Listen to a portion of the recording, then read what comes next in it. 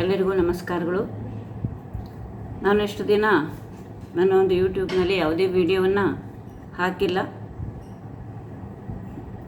ಯಾಕೆ ಹಾಕಿಲ್ಲ ಅಂತ ನಿಮಗೆ ಅನಿಸಿರ್ಬೋದು, ಕ್ಷಮೆ ಇರಲಿ.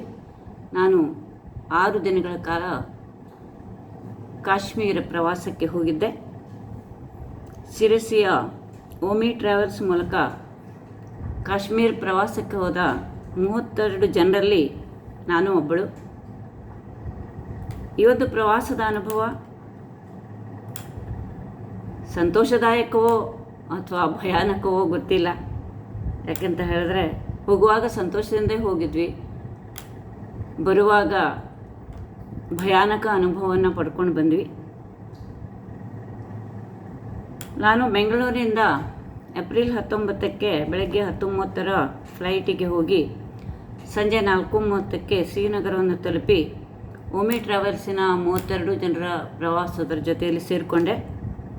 ಆಮೇಲೆ ನಂತರ 6:30ಕ್ಕೆ 2 TT ವ್ಯಾನ್ನಲ್ಲಿ ನಮ್ಮೆಲ್ಲ ಪ್ರವಾಸಿಗರನ್ನು ರಸ್ತೆ ಮಾರ್ಗವಾಗಿ ಪಹಲ್ಗಾಮಿಗೆ ಪಯಣವನ್ನು ಮಾಡಿದ್ವಿ. ರಾತ್ರಿ ಪಹಲ್ಗಾಮ್ನಲ್ಲಿ ವಾಸ್ತವ್ಯ ಆಯಿತು. ಬೆಳಗ್ಗೆ ಉಪಹಾರವನ್ನು ಮುಗಿಸಿ ಬೇಥಾಬೆ ಅಲ್ಲಿಗೆ ಹೋದ್ವಿ. ಅಲ್ಲಿ ಲಿಡ್ಡರ್ ನದಿ ಹರಿದಿದೆ. ಇದೊಂದು ಉದ್ಯಾನವನ, ಸೃಷ್ಟಿ ಸೌಂದರ್ಯದಿಂದ ಕೂಡಿದಂಥ ಮನೋಹರವಾದಂಥ ಒಂದು ಪ್ಲೇಸು. ಅದನ್ನು ನೋಡಿಕೊಂಡು ನಂತರ ಚಂದನವಾರಿಗೆ ಭೇಟಿ ಕೊಟ್ವಿ. ಅಲ್ಲಿ ಸ್ನೋ ಆ್ಯಕ್ಟಿವಿಟೀಸನ್ನು ಮಾಡ್ಬೋದು. ಅಲ್ಲಿ ಒಂದು ದೊಡ್ಡ ಐಸ್ ಗುಡ್ಡ ಇದೆ. ಆ ಐಸ್ ಗುಡ್ಡ ಮೇಲಿಂದ ಕೆಳಗಡೆ ಜಾರು ಬಂಡಿಯಲ್ಲಿ ಬರ್ಬೋದು. ನಂತರ ಅದೇ ಜಾರು ಬಂಡಿಯಿಂದ ಐಸ್ ಗುಡ್ಡವನ್ನು ಏರ್ಬೋದು. ಅಂತಹ ಒಂದು ಸೃಷ್ಟಿ ಸೌಂದರ್ಯದಿಂದ ಕೂಡಿದಂತಹ ಉತ್ತಮವಾದಂಥ ಒಂದು ಪ್ಲೇಸು. ಆ ಪ್ಲೇಸನ್ನು ನೋಡಾದ್ಮೇಲೆ ನಮ್ಮ ಓಮಿ ಟ್ರಾವೆಲ್ಸ್ ಮ್ಯಾನೇಜರು ನಮ್ಮೆಲ್ಲರೂ ಒಂದು ಗ್ರೂಪ್ ಫೋಟೋವನ್ನು ತೆಗೆದರು. ಅಲ್ಲಾದಂಥ ಒಂದು ಸಣ್ಣ ಅನುಭವನ ನಿಮ್ಗೆ ಹೇಳ್ತೇನೆ. ಅವ್ರು ತೆಗೆದಾದ್ಮೇಲೆ ಆ ಕಾಶ್ಮೀರದೇ ಯಾರೋ ಒಂದು ವ್ಯಕ್ತಿ ನಮ್ಮ ಗ್ರೂಪ್ ಫೋಟೋವನ್ನು ತೆಗೆದಿದ್ದಾರೆ. ನಾನು ನನ್ನ ಕಣ್ಣಿಂದ ನೋಡಿದ್ದೇನೆ. ನನಗನ್ನಿಸ್ತು, ಅಲ್ಲ ಇವ್ರು ಯಾಕೆ ನಮ್ಮ ಫೋಟೋವನ್ನು ತೆಗಿತಾ ಇದ್ದಾರೆ? ನಮ್ಮ ಮ್ಯಾನೇಜರ್ ಏನೋ ತೆಗಿತಾ ಇದ್ದಾರೆ, ಓಕೆ, ಇದು ನಮಗೇನು ಗೊತ್ತಿಲ್ಲ, ಸಂಬಂಧ ಇಲ್ಲ, ಏನಿಲ್ಲ, ಇವ್ರು ಯಾಕೆ ನಮ್ಮ ಫೋಟೋವನ್ನು ತೆಗಿತಾ ಇದ್ದಾರೆ? ಒಮ್ಮೆ ನನಗೆ ಹಿಂಗೆ ಯೋಚನೆ ಬಂತು. ಹೀಗೆ ಸುಮ್ಮನೆ ತೆಗಿತಾ ಇರಬೇಕು ಅಂತ ನಾನು ಅಷ್ಟಕ್ಕೆ ಬಿಟ್ಬಿಟ್ಟೆ. ಅದ್ರ ಬಗ್ಗೆ ಯೋಚನೆ ಮಾಡಲಿಕ್ಕೆ ಹೋಗಿಲ್ಲ. ಆಮೇಲೆ 22 ಮಂಗಳವಾರ ಏನು ಒಂದು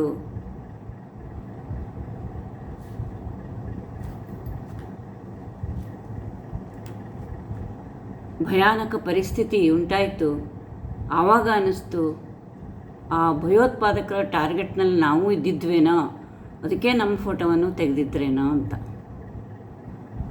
ಆಮೇಲೆ ನಾವು ಅದನ್ನು ನೋಡಿಕೊಂಡು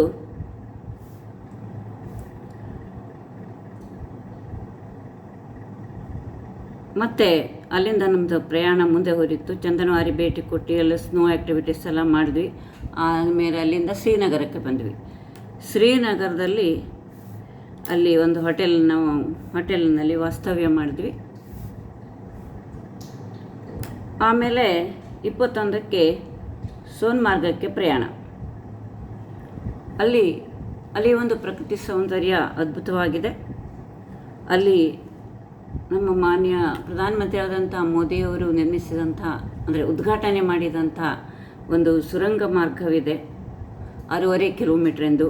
ಆ ಸುರಂಗ ಮಾರ್ಗದಲ್ಲಿ ನಾವು ಹೋದ್ವಿ. ಅಲ್ಲಿ ಈ ಚಳಿಗಾಲದಲ್ಲಿ ಈ ಐಸ್ನಿಂದ ಮಾರ್ಗವನ್ನೇ ಮುಚ್ಚಿ ಹೋಗಿಬಿಡ್ತಿತ್ತಂತೆ. ಈ ಸುರಂಗ ಮಾರ್ಗ ಮಾಡೋದ್ರಿಂದ ಎಲ್ಲ ಋತುವಿನಲ್ಲೂ ನಾವು ಅಲ್ಲಿ ಸೋನ್ಮಾರ್ಗಕ್ಕೆ ಸಂಚರಿಸಲಿಕ್ಕೆ ಅನುಕೂಲ ಮಾಡಿಕೊಟ್ಟಿದ್ದಾರೆ. ಆಮೇಲೆ ಅಲ್ಲಿಂದ ನಾವು 22ಕ್ಕೆ ಶ್ರೀನಗರದ ಲೋಕಲ್ ಸೈಟ್ಗಳನ್ನೆಲ್ಲ ನೋಡಿದ್ವಿ. ಶಂಕರಾಚಾರ್ಯರ ಪರ್ವತ, ಟುಲಿಪ್ ಗಾರ್ಡನ್ ವೀಕ್ಷಣೆ, ದಾಲ್ ಲೇಕದಲ್ಲಿ ಶಿಖಾರಾ ಬೋಟ್ ರೈಡಿಂಗನ್ನು ಮಾಡಿದ್ವಿ. ಇದೆಲ್ಲದ ಒಂದು ವಿಡಿಯೋವನ್ನು ಮಾಡಿದ್ದೇನೆ ನಾನು. ಇದೆಲ್ಲವೂ ಒಂದೊಂದಾಗಿ ನನ್ನ ಈ ಯೂಟ್ಯೂಬ್ ಮೂಲಕ ನಿಮಗೆಲ್ಲ ತಲುಪಿಸ್ತೇನೆ. ನೀವೆಲ್ಲ ಅದನ್ನು ನೋಡಿ ಆನಂದಿಸಬಹುದು. ಆಮೇಲೆ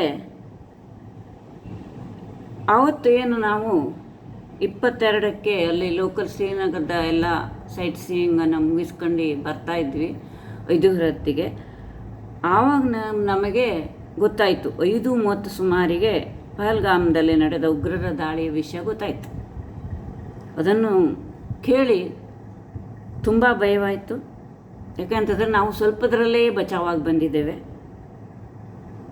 ಯಾಕೆಂದರೆ ಈ ದಾಳಿಯಲ್ಲಿ ನಮ್ಮ ಒಂದು ಗುಂಪಿನ ಟಾರ್ಗೆಟ್ ಇತ್ತು ಅಂತ ನನಗೆ ಆವಾಗ ಅನ್ನಿಸ್ತು. ಅವ್ರು ಯಾಕೆ ಫೋಟೋ ಹೊಡೆದಿದ್ರು ಅಂದರೆ ಮುಂಜಾಗ್ರತೆಯಾಗಿ ಯಾರ್ಯಾರು ಹಿಂದೂಗಳ ಒಂದು ಟ್ರಾವೆಲಿಂಗ್ಸ್ ಗ್ರೂಪ್ ಬಂದಿದೆ ಅದನ್ನೆಲ್ಲ ಅವರು ಫೋಟೋ ಹೊಡಿತಾ ಇದ್ದರು. ಮುಂದೆ ತಾವು ಇದನ್ನು ಮಾಡಬೇಕು ಹೇಳೋ ಯೋಚನೆಯಿಂದನೇ ಅವ್ರು ಹೊಡಿತಾ ಇದ್ದರು ಹೇಳಿ ಆವಾಗ ನನಗೆ ಅದರ ಅರಿವಾಯಿತು. ಅದನ್ನು ಕೇಳಿ ಅಲ್ಲಿ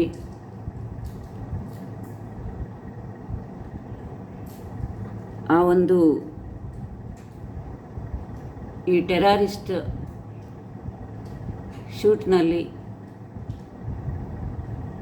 ಹೋದಂತಹ ಪ್ರವಾಸಿಗರ ಒಂದು ಸ್ಥಿತಿಯನ್ನು ಕಂಡು ತುಂಬ ದುಃಖವಾಯಿತು. ಆಮೇಲೆ ನಾವು ಸೀದಾ ನಮ್ಮ ವಾಸ್ತವ್ಯ ಹೋಟೆಲಿಗೆ ಬಂದುಬಿಟ್ವಿ. ಆಮೇಲೆ ಮುಂದೆ ನಮ್ಮದು ಗುಲ್ಮಾರ್ಗ ಇತ್ತು. ಆದರೆ ಅದು ಹಿಮದಿಂದ ಆವೃತವಾದ ಸುಂದರವಾದ ಒಂದು ಪರ್ವತ ಪ್ರದೇಶ. ಅಲ್ಲಿ ಗೊಂಡೋಲಾ, ಕೇಬರ್ ಕಾರ್ ರೈಡ್ ಎಲ್ಲ ಇತ್ತು. ಆದರೆ ನಮಗೆ ಹೋಗ್ಲಿಕ್ಕೆ ಆಗಲಿಲ್ಲ. ಯಾಕೆಂತ ಹೇಳಿದ್ರೆ ಕಾಶ್ಮೀರ ಬಂದಾಗಿಬಿಡ್ತು, ಎಲ್ಲ ಕಡೆಗೆ ಸೆಕ್ಯೂರಿಟಿ ಆಗಿಬಿಡ್ತು. ಹೀಗಾಗಿ ಎಲ್ಲೂ ಹೋಗ್ಲಿಕ್ಕಾಗಿಲ್ಲ. ಅವತ್ತು 23 ಏಪ್ರಿಲ್ ಫುಲ್ ಒಂದು ದಿವಸ ನಾವು ಹೋಟೆಲಲ್ಲೇ ವಾಸ್ತವ್ಯ ಮಾಡಿದ್ವಿ. ಊಟ ತಿಂಡಿ ಮಾಡೋದು ಮಲಗೋದು ಅಷ್ಟೇ, ಎಲ್ಲಿಗೂ ಹೋಗ್ಲಿಕ್ಕಾಗಲಿಲ್ಲ. ಆಮೇಲೆ ಹಾಗೆ 24ರ ಬೆಳಗ್ಗೆ ಶ್ರೀನಗರ ಏರ್ಪೋರ್ಟಿಗೆ ನಮ್ಮದು ಏರ್ ಟಿಕೆಟು ಬುಕ್ ಆಗಿತ್ತಲ್ಲ, ಏರ್ಪೋರ್ಟಿಗೆ ಬಂದು ಅಲ್ಲಿಂದ ಶ್ರೀನಗರದಿಂದ ಅಮೃತಸರದ ಮಾರ್ಗವಾಗಿ ಬೆಂಗಳೂರಿಗೆ ಸುಮಾರು ಒಂದು 8 ಗಂಟೆಗೆ ಸುರಕ್ಷಿತವಾಗಿ ಬಂದು ತಲುಪಿದ್ದೇವೆ. ನಮಗೆ ಯಾವುದೇ ತೊಂದರೆ ಆಗಿಲ್ಲ. ಸ್ವಲ್ಪ ಭಯ ಆಯಿತು ಬಿಟ್ಟರೆ ಮತ್ತೇನೂ ಆಗಿಲ್ಲ. ಇದನ್ನು ನೋಡಿ ನನಗೆ ಅನಿಸ್ತಾ ಇದೆ ಏನಂತ ಹೇಳಿದ್ರೆ, ಸ್ಥಳೀಯರ ಸಪೋರ್ಟ್ ಇಲ್ಲದೆ ಇದು ಯಾವ ದಾಳಿ ನಡೀಲಿಕ್ಕೆ ಶಕ್ಯನೇ ಇಲ್ಲ. ಕೇವಲ ಕೆಲವೊಂದು ದುಷ್ಟ ಜನರಿಂದ ಇಡೀ ಕಾಶ್ಮೀರ ತನ್ನ ತಲೆಯ ಮೇಲೆ ಕಲ್ಲು ಚಪ್ಪಡಿಯನ್ನು ಎಳ್ಕೊಂಡಿದೆ. ಯಾಕಂತಂದರೆ ಈ ಪ್ರವಾಸೋದ್ಯಮದಿಂದಲೇ ಅವರ ಜೀವನ ಸಾಗೋದು. ಇದರಿಂದಲೇ ಅವರ ಒಂದು ಆರ್ಥಿಕ ಸ್ಥಿತಿ ಚೆನ್ನಾಗಿ ಆಗ್ತಾ ಬರ್ತಾಯಿತ್ತು. ನಮ್ಮ ಪ್ರಧಾನಮಂತ್ರಿ ಮೋದಿಯವರ ಒಂದು ಪರಿಶ್ರಮದಿಂದ ಈ ಒಂದು ಕಾಶ್ಮೀರದ ಆರ್ಥಿಕ ಸ್ಥಿತಿ ದಿನದಿಂದ ದಿನ ಹೋದಂತೆ ಸುಧಾರಣೆ ಆಗ್ತಾಯಿತ್ತು. ಈ 5 ವರ್ಷದ ಒಂದು ಪ್ರಯತ್ನ ನೀರಿನಲ್ಲಿ ಹೋಮ ಮಾಡಿದಂತಾಗೋಯಿತು. ಲಕ್ಷ ಸಂಖ್ಯೆಯಲ್ಲಿ ಕಾಶ್ಮೀರದತ್ತ ಮುಖ ಮಾಡಿ ಅಲ್ಲಿಗೆ ಪ್ರವಾಸವನ್ನು ಮಾಡಬೇಕು ಎಂದು ಕಾತರದಲ್ಲಿದ್ದ ಜನರೆಲ್ಲ ಬಹಳ ಆತಂಕಗೊಂಡು ಬಹಳಷ್ಟು ಜನರು ಕಾಶ್ಮೀರ ಪ್ರವಾಸವನ್ನು ರದ್ದುಗೊಳಿಸಿದ್ದಾರೆ. ಇದು ಅವರಿಗೆ ಅನ್ಯಾಯವನ್ನು ಮಾಡಿಕೊಂಡ್ರು ಅಂತ ಅನ್ನಿಸ್ತಾ ಇದೆ. ಯಾಕೆಂತ ಹೇಳಿದ್ರೆ ಸ್ಥಳೀಯ ಜನರು ಸಪೋರ್ಟ್ ಇಲ್ಲದೆ ಇದಾಗಲಿಕ್ಕೆ ಶಕ್ಯನೇ ಇಲ್ಲ. ಅಲ್ಲಿ ಉಗ್ರರಿಗೆ ವಾಸ ಮಾಡಲಿಕ್ಕೆ, ಆಶ್ರಯವನ್ನು ಪಡೆಯಲಿಕ್ಕೆ ಅವಕಾಶ ಮಾಡಿಕೊಟ್ಟದ್ದಕ್ಕೆ ಇದೆಲ್ಲ ಆಯಿತು. ಅಷ್ಟು ಸೆಕ್ಯೂರಿಟಿ ಇದ್ದರೂ ಆಯಿತು ಅಂದರೆ ಅವರ ಒಂದು ಉಗ್ರರಿಗೆ ಅವರು ಸಹಕಾರವನ್ನು ಯಾರೋ ಕೆಲವೇ ಜನರು ನೀಡಿದ್ರಿಂದ ಇದಾಯಿತು ಅಂತ ಅನ್ನಿಸ್ತಾ ಇದೆ. ಆದಷ್ಟು ಬೇಗ ಆ ಉಗ್ರರ ದಮನವಾಗಲಿ. ಈ ಒಂದು ದಾಳಿಯಲ್ಲಿ ಮಡಿದಂಥ ಎಲ್ಲರಿಗೂ ಶಾಂತಿ ಸಿಗಲಿ. ಅವರ ಕುಟುಂಬದವರಿಗೆ ಆ ದುಃಖವನ್ನು ಸಹಿಸಿಕೊಳ್ಳುವಂಥ ಶಕ್ತಿ ಪರಮಾತ್ಮ ನೀಡಲಿ ಅಂತ ಕೇಳ್ಕೊಳ್ತಾ, ಕಾಶ್ಮೀರ ಆದಷ್ಟು ಬೇಗ ಮೊದಲಿನಂತೆ ಆಗಲಿ, ಎಲ್ಲರಿಗೂ ಪ್ರವಾಸ ಮಾಡಲಿಕ್ಕೆ ಅವಕಾಶ ಸಿಗಲಿ ಅಂತ ಈ ಒಂದು ಸಂದರ್ಭದಲ್ಲಿ ಕೇಳ್ಕೊಳ್ತಾ ಈ ಒಂದು ಪ್ರವಾಸದ ಬಗ್ಗೆ ನಿಮಗೆ ತಿಳಿಸಿದ್ದೇನೆ. ಇನ್ನು ಮುಂದಿನ ಒಂದು ವಿಡಿಯೋದಲ್ಲಿ ನಾನೇನು ಯಾವ ಸ್ಥಳಗಳಿಗೆ ಹೋಗಿದ್ವಿ ಅಂತ ಹೇಳಿದ್ದೇನೆ. ಆ ಎಲ್ಲ ಸ್ಥಳಗಳ ಒಂದು ವಿಡಿಯೋವನ್ನು ಮಾಡಿದ್ದೇನೆ. ಕೆಲವು ಕಡೆಗೆ ಮಾತಾಡಿದ್ದೇನೆ, ಕೆಲವು ಕಡೆಗೆ ಮಾತಾಡಲಿಕ್ಕೆ ಅವಕಾಶ ಆಗಿಲ್ಲ. ಯಾಕಂತ ಹೇಳಿದ್ರೆ ಗಲಾಟೆ ಇತ್ತು. ಹೀಗಾಗಿ ನಾನು ಮಾತಾಡಿದರೂ ಅದು ಕೇಳುವ ಪರಿಸ್ಥಿತಿಯಲ್ಲಿ ಇರಲಿಲ್ಲ. ಹೀಗಾಗಿ ಎಲ್ಲೆಲ್ಲಿ ಮಾತಾಡಲಿಕ್ಕೆ ಸಾಧ್ಯವಾಗುತ್ತೋ ಅಲ್ಲೆಲ್ಲಿ ಮಾತಾಡಿದ್ದೇನೆ. ಆ ಎಲ್ಲ ವಿಡಿಯೋವನ್ನು ನೀವು ನೋಡಿರಿ, ಆನಂದಿಸ್ರಿ. ಅಷ್ಟೇ ಅಲ್ಲದೆ ಲೈಕ್ ಮಾಡಿ. ಯಾರ್ಯಾರು ಸಬ್ಸ್ಕ್ರೈಬ್ ಮಾಡಲಿಲ್ಲ ಅವರು ದಯವಿಟ್ಟು ಸಬ್ಸ್ಕ್ರೈಬ್ ಮಾಡಿರಿ ಅಂತ ಕೇಳ್ಕೊತಾ ಇವತ್ತಿನ ಒಂದೊಂದು ವಿಡಿಯೋನ ಮುಗಿಸ್ತಾ ಇದ್ದೇನೆ. ಈಗ ಇದರ ಜೊತೆಯಲ್ಲಿ ನಾನು ಪಹಲ್ಗಾಮ್ದಲ್ಲಿ ನೋಡಿದಂತಹ ಬೇತಾಬ್ ವಾಲೆ ಮತ್ತು ಚಂದನವಾರಿ 2 ಪ್ಲೇಸಿನ ಒಂದು ವಿಡಿಯೋನ ಹಾಕ್ತೇನೆ. ಅದನ್ನು ನೋಡಿರಿ ಅಂತ ತಮ್ಮಲ್ಲಿ ಕೇಳ್ಕೊತಾ ಇದನ್ನು ಮುಗಿಸ್ತಾ ಇದ್ದೇನೆ. ಧನ್ಯವಾದಗಳು.